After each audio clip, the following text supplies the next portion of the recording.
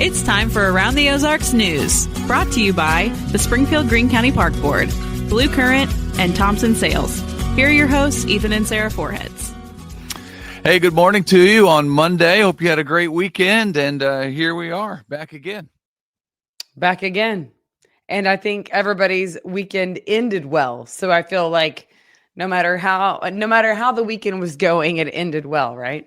Yeah, maybe not for everybody, but I think most people in this neck of the woods, because the dream of a three-peat is still alive for the Kansas City Chiefs. Wow, they are going back to their third Super Bowl in a row, having won, of course, the last two in a row. No team has ever even gone to three Super Bowls in a row, let alone win three in a row. So this could be history. The Chiefs beat the Buffalo Bills 32-29 in a nail biter at Arrowhead last night. I think there are a lot of people around the Ozarks very nervous during that game. I was, and I know they probably were too. Now the Chiefs go back to the Super Bowl for the third straight year. They will have a rematch with the Philadelphia Eagles, who looked also really good yesterday. That rematch Super Bowl will be February 9th.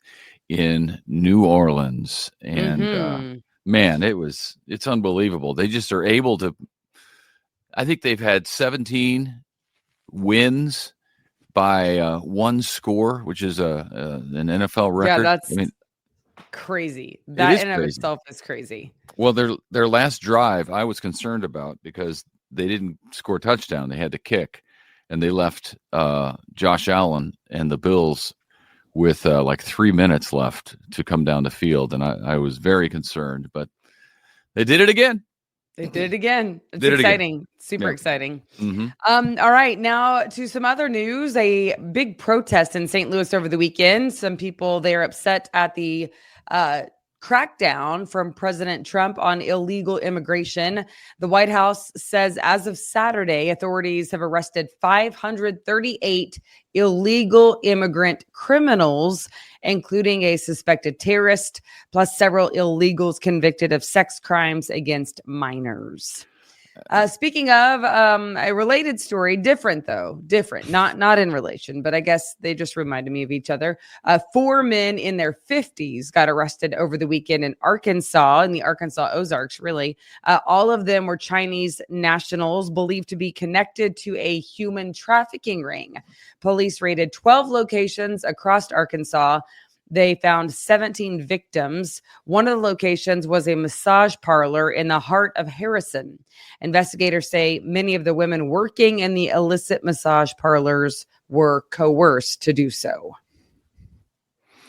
I don't know. It's hard. It's hard to make an argument that people who are here illegally and committing heinous crimes shouldn't be returned to their own country.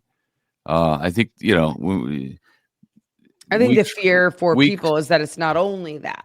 Well, but weeks from now, maybe that's the case. But these heinous criminals who are living in our neighborhoods, or not ours being Americans, maybe living in our neighborhoods in the Ozarks, they've broken the law to be here illegally. Some of them have already been deported. They are either charged with or already been convicted of horrible crimes, some of them. I don't know how you couldn't want them to be returned to their country rather than to be here. They're criminals. Not all of them are criminals, obviously. And that's an argument down the road because if it gets to that point. But right now, I don't know. I think it's a tough argument to make when terrible criminals are leaving our country, leaving our neighborhoods. Primarily, at least. Out in California, the problem still remains, but the fires are getting better because rain helped out over the weekend.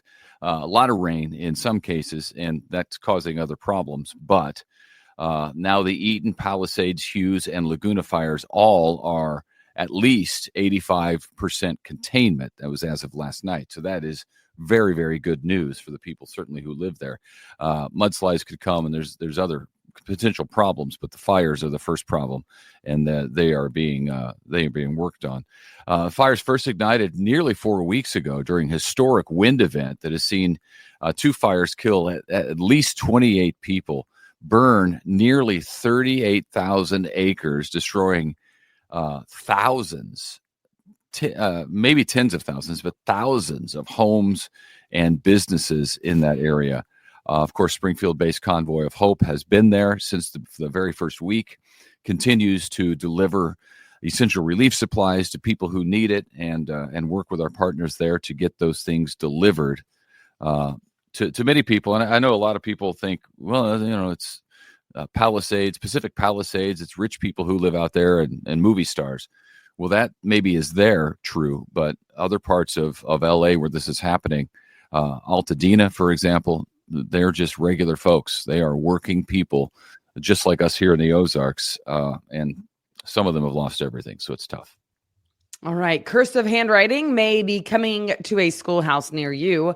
2 lawmakers have introduced bills that would require it in the state. So if this law passes in Missouri, it'll require cursive, both handwriting instruction and testing over it by the end of 5th grade.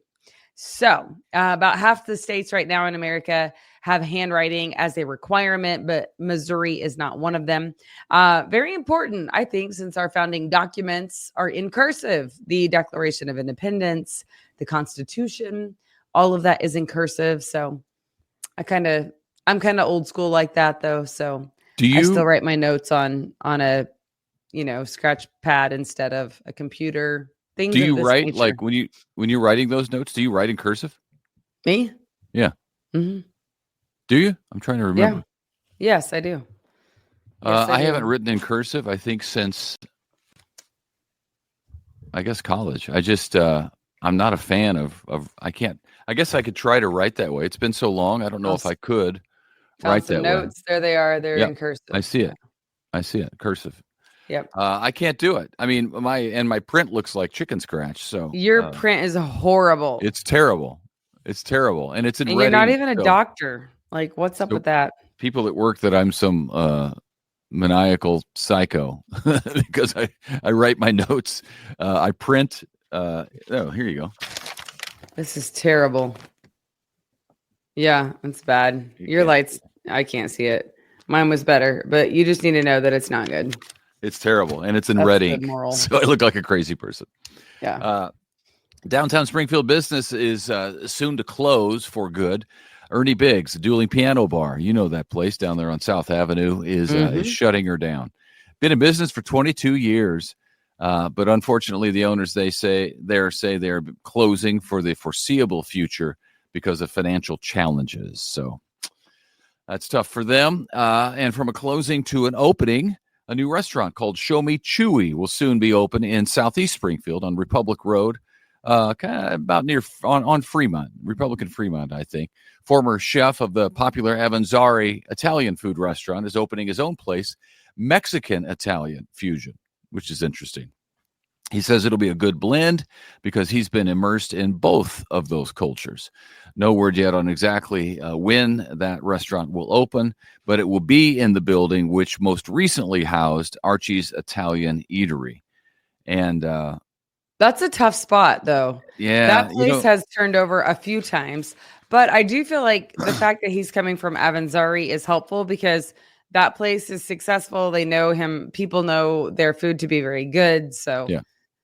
It's weird how it's almost like some buildings just can't have success with restaurants because it's like a revolving door there in some places, and that one has been one of those. About a building in Ozark right across the street from Lambert's, but it's actually it's done really well now. But there was a really long stretch of time where it's like nothing in there would survive. Correct. But now what's working, I forget the name of the place, but it is working. Too, but it's working well. It's busy. Has been for, I don't know, 5-6 years at least. Yeah.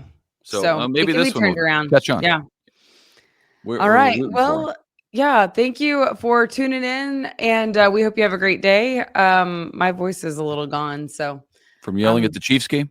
Nope. From yelling at the soccer game. Yep. I told you not to yell at soccer games.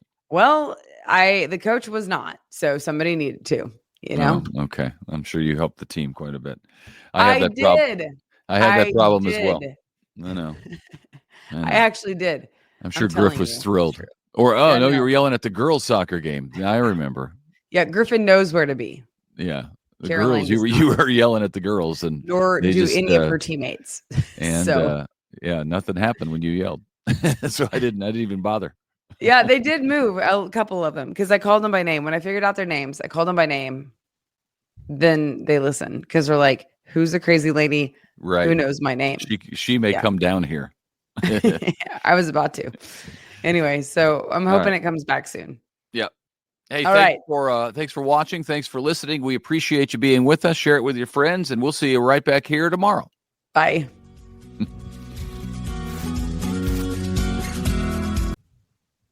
It's time for Around the Ozarks Wake Up Weather, sponsored by Command Family Medicine and John's Heating and Air. Here's your host, meteorologist Abby Dyer. Good morning, everyone. Welcome to your Monday. It is January 27th, and I want to thank you for waking up with Around the Ozarks Wake Up Weather. It is a cold start. Once again, you need the winter coats this morning, but I have fantastic news for us this week. Is that the weather's going to be a whole lot warmer. We are beginning to thaw out a bit this week. And even though numbers are starting well below freezing, we've got morning lows in the 20s as of 5 a.m. We're going to warm up quickly today. Nothing but sunshine in the forecast this afternoon. The wind's not too strong. And how about 51 degrees for the high temperature? It is going to feel so warm across the Ozarks, and I'm expecting it to be a rather warm week overall, too. So we are heading in the right direction for sure. Good news to start you out on this Monday. Temperatures will be near or slightly above normal most work days this week. In fact, I think we're going to stay above freezing each and every day. That will be a welcome change for us. We also are seeing most of the active weather in the country head on over to the East Coast. There's not a whole lot happening here in the Midwest, at least for the start of the week and into the midweek hours. We have some things to talk about come the end of the work week. I have dry conditions in the forecast through Wednesday night, and then Thursday and Friday, I'm watching a rather powerful storm system that's going to set up for much of the country. This comes as an upper level low moves across the West Coast into the Southwest and then kind of jets out right across the Midwest. For us, because our temperatures are going to be so warm, I think this is a rain event for us, but it has the possibility of bringing some heavy downpours to the region, specifically on Thursday and Friday. So that's kind of the next big thing that I'm looking forward to in the forecast. Thursday and Friday of this week appear to be rather rainy. But thankfully, the warmer temperatures are still in place, so I think this is a rain event for us here in the Ozarks. Rain chances really ramp up for us Thursday afternoon into Thursday night, and then Friday there could be some heavy rain around as well. At least early on, an early look at the forecast shows that the southern counties may see the most in terms of accumulating rainfall with this event. I'll keep a very close eye on those totals, though, as we head through the week. As that storm system gets a bit closer, I'll be able to fine-tune those numbers for you and let you know how much rain to actually expect in the rain gauge. I am expecting, though, that this is going to bring significant rainfall to the Ozarks as the center of the low moves through portions of northern Oklahoma and southern Kansas. I also expect that we are going to see temperatures cool off for those days, but numbers are likely still going to stay in the 40s and 50s. Highs today, 51 degrees in Springfield. It'll be nice and warm across the region. We're in the mid-50s on Tuesday. Whew, that feels incredibly warm for us, considering the deep freeze that we had around just 1 week ago. We will stay in the upper 50s on Wednesday, and then the clouds and rain chances will cool us down a bit, maybe upper 40s for highs by Thursday. Similar setup on Friday, cloudy with rain chances persisting both of those afternoons. Around the country, there's also some good news for portions of Southern California getting a much needed rainfall. Rainfall for the low elevations, and then higher elevations are getting some mountain snow in Southern California. We also have snow and colder weather moving from the Great Lakes into portions of northern New England. That's happening early this week. So some friends up to the Northeast are getting another round of winter weather to kick off the new work week. Lots happening around the country as we begin the new week. All right, here's a look at the Around the Ozarks Wake Up Weather Brain Twister trivia question. This is the question that I left you with Friday. Which famous emperor chose January 1st as New Year's Day? Do you think that was A, Charlemagne, B, Peter the Great, C, Julius Caesar, or D, Tsar Alexander II? Well, if you're like me and you were thinking back to elementary school history, you may have gone ahead and chosen C, Julius Caesar, and you would be correct. It was Julius Caesar who established January 1st as the start of the year in 45 BC when he introduced the Julian calendar. His calendar was based on the solar year, and it had 12 months. It included a cycle of 3 years with 365 days, followed by a year with 366, which is now known as leap year. Caesar's calendar was also the reason that we now experience the 12 months like we have now. So congrats if C, Julius Caesar, was your guess. Here's the next question that I'll leave you with for tomorrow morning. For how many months will the average, that should say grizzly bear, hibernate? Do you think it is A, 1 to 3 months, B, 3 to 5 months, C, 5 to 7 months, or D, 7 to 9 months? For how long will the average grizzly bear hibernate? You can let me know your guess. That's at aroundtheozarks.com. Thank you so much for listening to Around the Ozarks this morning. And thanks to our sponsors, Command Family Medicine and John's Heating and Air. For up-to-the-minute weather info, you can always find it at the website. That's aroundtheozarks.com. Thanks for listening. We'll chat again on Tuesday morning. Enjoy the beautiful day.